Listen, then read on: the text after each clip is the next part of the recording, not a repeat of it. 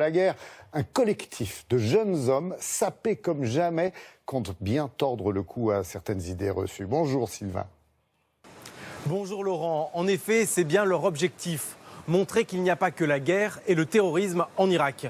Ces jeunes de Kirkouk sont même devenus les nouveaux visages de la jeunesse éduquée, ouverte sur le monde et qui n'aspire qu'à une chose, la paix en Irak.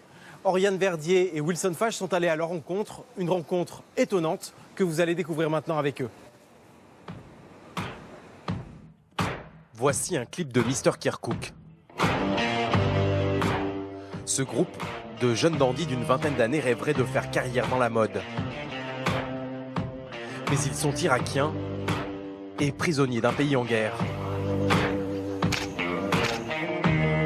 Qu'importe, ils ont décidé de faire de leur passion pour les costumes bien coupés et les accessoires un combat pour changer les mentalités. Leurs clichés ne font de publicité à aucune marque.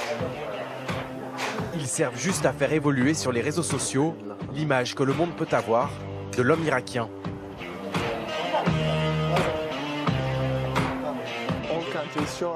Le reste du monde nous considère comme des hommes restés dans le passé et que nous ne connaissons rien à la mode. Mais maintenant, ce n'est plus le cas. Nous pouvons montrer à tout le monde que nous avons du style, que nous connaissons tous les codes de la mode et bien d'autres choses. Cette villa leur est prêtée par un riche admirateur du groupe. Car en quelques photos, Mister Kirkouk est devenu le symbole d'une jeunesse irakienne, branchée, tolérante et porteuse d'espoir. Celle-là est super. Quand j'ai créé ce groupe, je l'ai ouvert à toutes les communautés, les Kurdes, les Arabes et les Turkmènes, et pas seulement la mienne.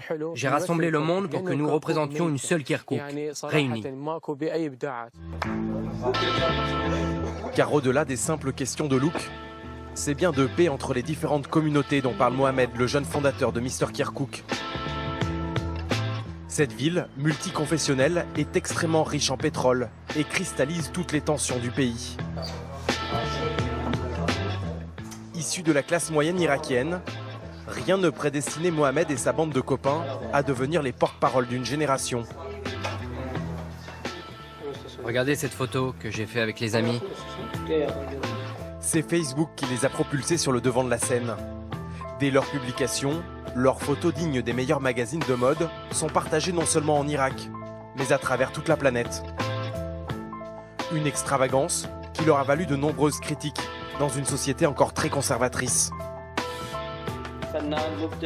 Certaines personnes arriérées voient les garçons et demandent « Qu'est-ce que vous faites? C'est quoi ces cheveux, ces lunettes, ces habits, ces chaussettes courtes ?» Eux, ils ne veulent pas que les gens évoluent. Mais la société est en train de changer, que ce soit dans la mode, la culture ou l'expression de nos idées. Depuis, ils ont fait des émules à travers le pays. D'autres groupes sont apparus.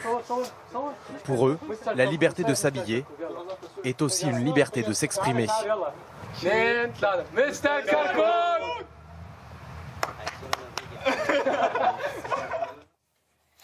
Merci beaucoup Sylvain. Et puis bien sûr nos pensées solidaires pour les victimes du tremblement de terre qui a frappé l'ouest du pays.